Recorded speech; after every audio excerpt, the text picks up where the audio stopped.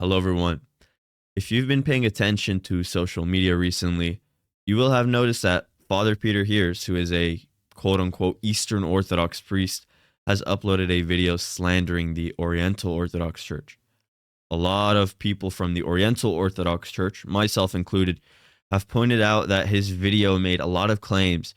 It didn't have any substantiated evidence.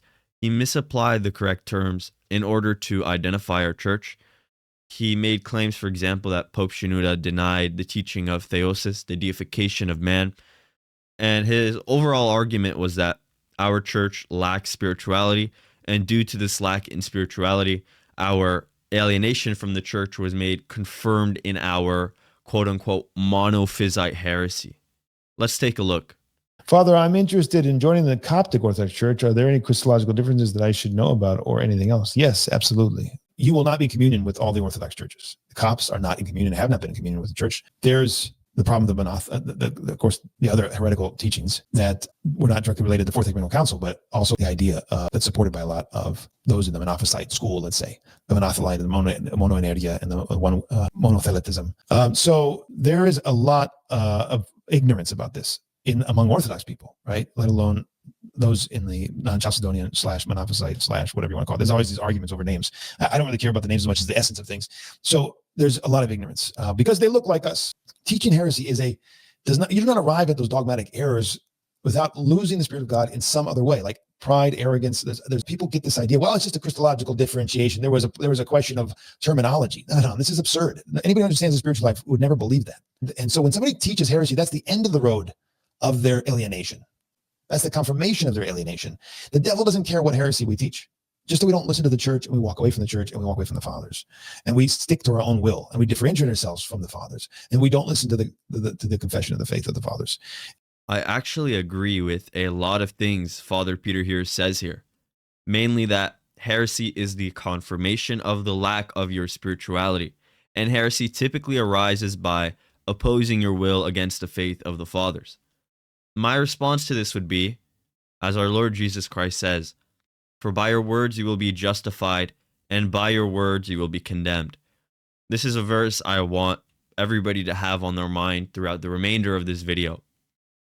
The first thing I'd like to make mention of is the term monophysite.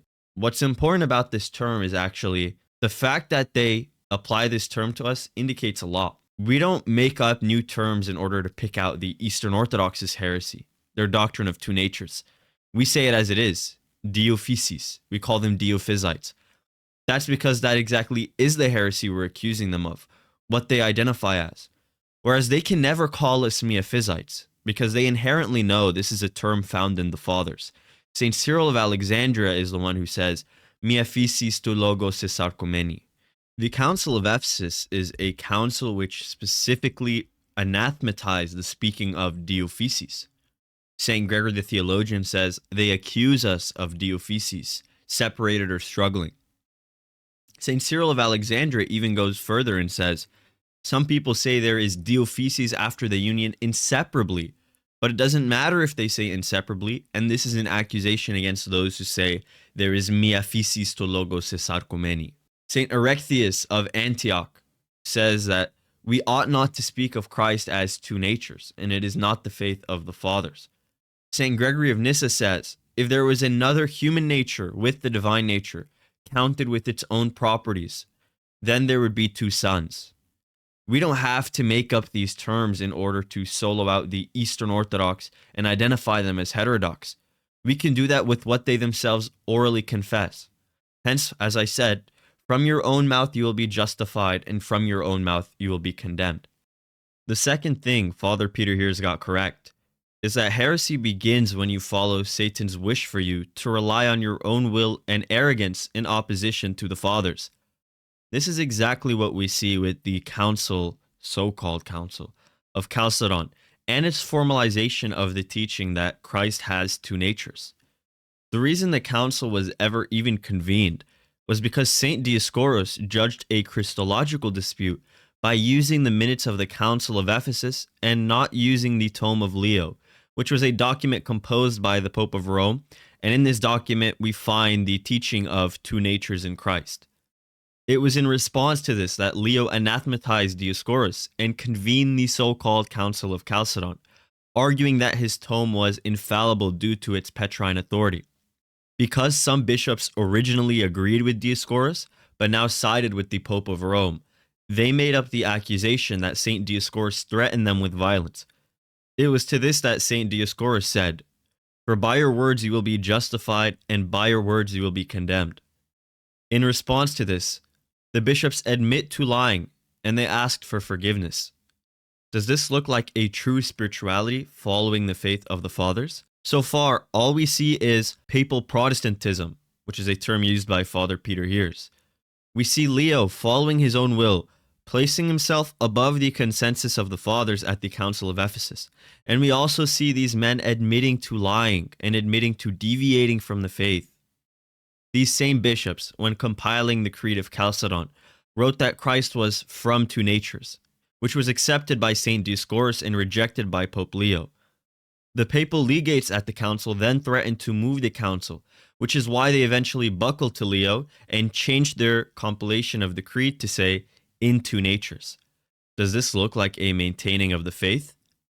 This is exactly what Father Peter Heers identifies as being a heretic.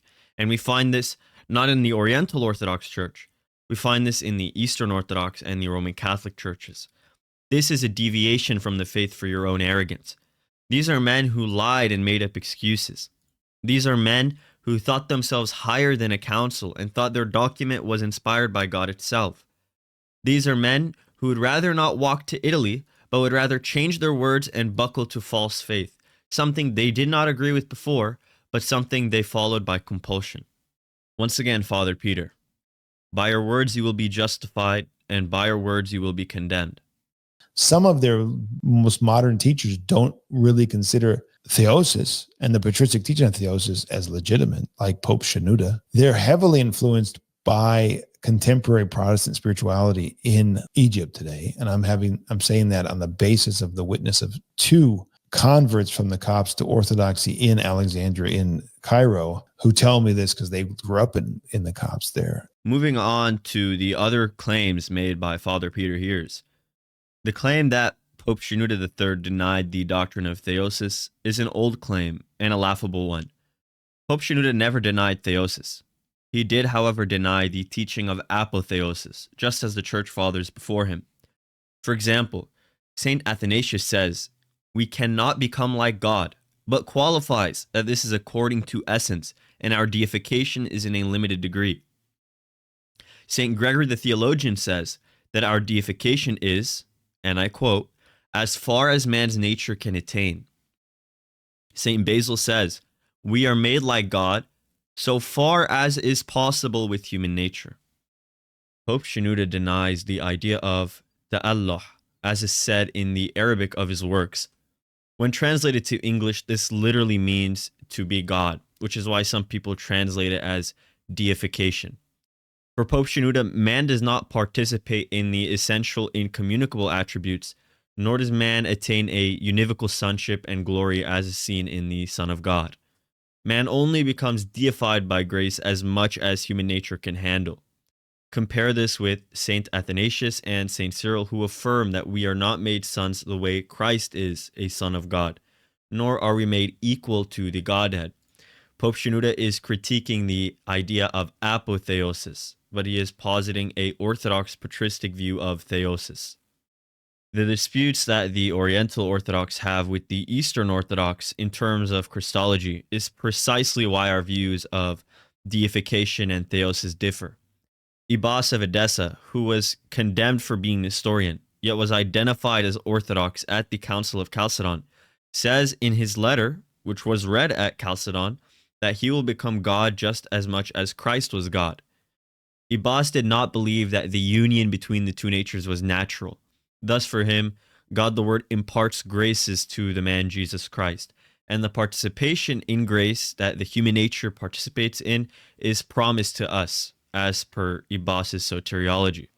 This sets up the later soteriological developments in the Eastern Orthodox Church in terms of deification. We have folks such as Gregory Palamas, who teach that man becomes unoriginate by grace.